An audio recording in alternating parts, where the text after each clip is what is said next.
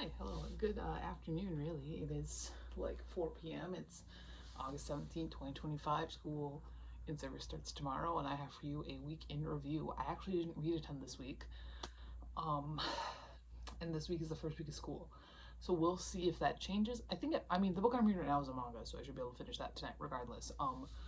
We'll see. We'll see what the book will give me. So I did watch two movies though, and I finished a TV series. So that does add some stuff. I got a good chunk, and I have another extra book to unhaul because I did continue on my quest of purchasing real covers for the books of mine that I just used Canva for. But first up, starting with what I read and what I watched. The first bit of art I consumed, which feels weird calling it that, but like honestly, okay, it's not that bad. I watched Shazam, which came out in 2020 something 2019. Oh geez. And I was originally interested in this just because it has Jack Dylan Grazer in it, and I really liked him in it. Um, Unfortunately, so here's one thing that has nothing to do with the rest of it. The guy who played Billy as a kid looks like a weird amount like Danny Gonzalez.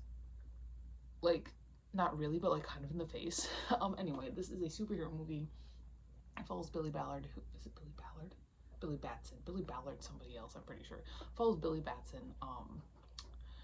He was a foster kid. He's kind of looking for his mom, who he lost when he was just little. And somewhere along the way, he turns into a superhero, which is the best possible version of himself. Unfortunately, that is Zachary Levi. Levi Levy. I don't know what it is. How to pronounce his name. It's fine as far. Honestly, I don't have a very high standard when it comes to superhero movies. I don't watch a lot of them. I don't think it's a bad movie. I do know that Zachary Levy has a lot going on. Um, it's not a bad movie. I think you get 4 out of 5 on Letterboxd. Then I read the first book of the week. That's Teacher's Pet by Andrew Niederman. This is a paperbacks from hell situation. For me, this followed for the Her Kid, which I completely forgot to do last week, by the way.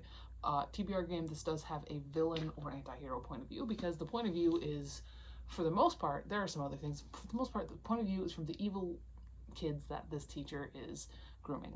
And I say kids, and this looks like a kid, but they are like teenagers, like they're full on 16, 17 years old. This is not as creepy as the cover and the title makes it look.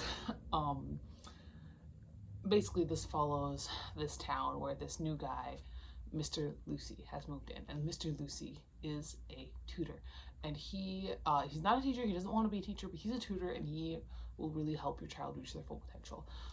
And so we follow a group of children who are being seen by Mr. Lacey, and they end up doing all sorts of things for him because they think he's the coolest guy ever, and he's just really teaching them how to be just so awesome. I ended up giving this 3.75 out of 5 stars. I think it's vaguely interesting. I think it's fun that Niederman did choose to go the teenager route. I think it would have been very easy for him to have evil children of the corn situation, which I think is a little bit more common. Um, it was fine. There wasn't really much special about it, but I did read it. Good enough.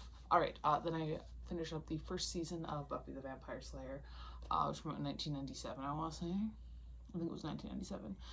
And this is a teen TV show following this teenage vampire slayer named Buffy with Sarah Michelle Gellar in it, and we follow her slaying monsters and figuring out how to have a life at the same time. I really enjoyed this show. I know that there are a lot of, again, I know the discourse around a lot of these things, but especially when it comes to movies and TV shows, I just kind of watch them. you know, and I do understand like there's some really kind of interesting choices when it comes to a lot of the choices with characters like Xander. But I do think this is a very good show. I think that the 90s, 2000s are some of my favorite eras for TV, and I had a really good time with it. There's that. All right, then the next book I read was my least favorite book of the week. Um, Buffy was probably my favorite thing I watched, honestly. This is The Hobbs Bargain by Patricia Briggs. For Her Kid, this followed magic user, a spellcaster. I could have also used this for Fae, for magic user. I decided to go for spellcaster. This is a village fantasy, basically. We follow this woman, and she has just gotten married, and she's very excited about it. But then raiders come, and they kill like 70% of her village, and she doesn't know what's going on, but she also has the sight. And magic is a really interesting thing in this book. Like we don't really, magic was a thing, and then magic got taken away, and now when there's magic, there have to be going to these like blood mages, and then if you are a blood mage, you're really just gonna go crazy and die regardless. But what's her name? Arin, she has the sight, and she can see the future and she can see the past, and so she ends up going with a group of people to figure out what basically what they're gonna do, and she ends up running into this like fae folk, the Hob, and we kind of follow them as magic comes back into this land and all that fun stuff. I don't really like a village fantasy. I find them vaguely boring, and I don't know, like Arin as a character wasn't all that appealing. None of the other characters were very appealing. Kith, I could deal with Kith, except for his name sounded real stupid. 2.5 out of 5 stars. Alright, then I watched The Lion King in French, Le Roi Lion. I watched this too late at night, didn't get much out of it because it is in a language that I do speak, but like not at a fluent level, so I maybe should have watched this when I was more alert. And then the last book I finished up this morning, is Lost Gods by Bram. And this is the first book I've ever read by Bram. I'm very interested in reading more. This is not one I see talked about very often. So Lost Gods, we followed Chet. This was for subgenres. So this is a horror. I chose horror for my main genre, and this is like a horror fantasy situation. We followed Chet, and Chet has just gotten out of prison. He decided that he wants to go and find his girlfriend, who is pregnant with his child, and what they're gonna do is they're gonna go live with his grandma. And his grandma, he hasn't seen her in a long time, but she's a little bit missing. She got something about her, and he thinks that she's been calling him and she wants him to come. So they go. Turns out there's something weird going on at grandma's house, and Chet has to make his way through hell to figure out how to save his wife and his baby girl. It was really fun. It was really creative. I really liked a lot of the like choices when it comes to the world building. There are, because it's Bram, these beautiful section of illustrations in the middle. I am so interested in reading more from Bram. I own Evil in Me. I really want to get his other books because I think they're just really like charming. At least this was charming for me. I don't know. I love the Red Lady. This is the Red Lady. I love her. I was a little bit sad that like interesting side characters would like disappear, like absolutely they just like disappear all the time. But I had a fun time with it. I gave it 4.5 out of 5 stars. Probably not going to be one of my favorites of the year, but definitely intrigues me to read more by the same author. And so when we're talking about what we're keeping and what we're getting rid of, I'm keeping my watches. I'm getting rid of these two. I'm keeping Lost Gods, and I'm also going to get rid of Lake of Fire because they did get a new cover for this one as well. So, the haul portion. First up, I did pick up the new book by a different favorite horror author of mine, Stephen Graham Jones. This is Killer on the Road, The Babysitter Lives. I've seen this around a bit. I didn't know that Stephen Graham Jones was coming out with a new book just so fast, but I guess he comes out with a serious one and kind of a weird one, right? Is that? Okay, so Killer on the Road is the only one that's really new this year. The Babysitter Lives was an audio book, I guess. Looking at the copyright page, that's what that says. Alongside that, I did pick up The Dark One by Nikki St. Crow. This is one that I heard was just ridiculous. It's one of those dark romances, so I picked that up. We've got Teach the Torches to Burn by Caleb Roehrig, which is a Romeo and Juliet remix, where it is, I think this is part of kind of a series of remix classics where they make them a bit queer. And this, we've got, we've got Romeo and Valentine is our Juliet.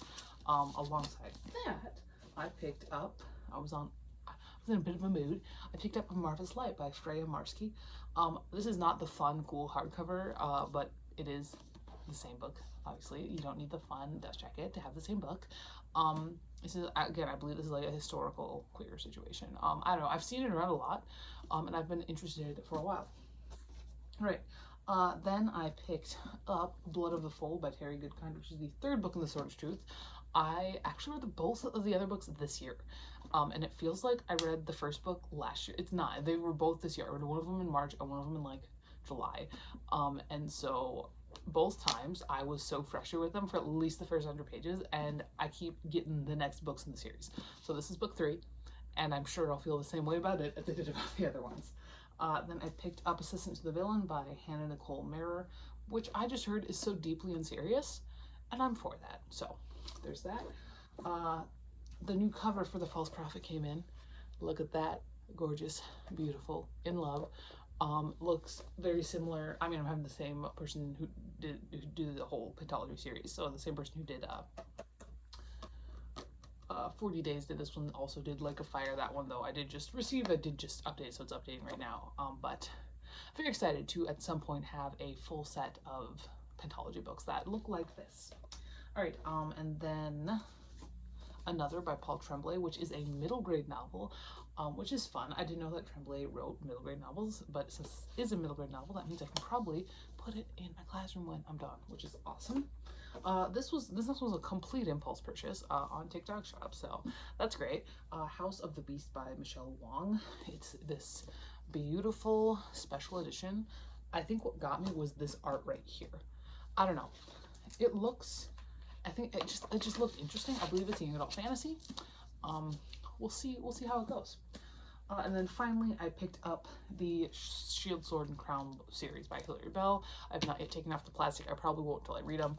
But we've got Shield of Stars book 1, Sword of Water book 2, and Crown of Earth book 3. So that is that. That is my little week in review. Again, I did not read much this past week. I don't know how much more I'm going to read this coming week. I hope it's more. I don't know how much more it will be. Like I said, I am reading currently a manga, which should not take me too long, and we'll see what the book wall throws at me after that, but that is that. That is all I've got for you today. I'll talk to you later. Goodbye.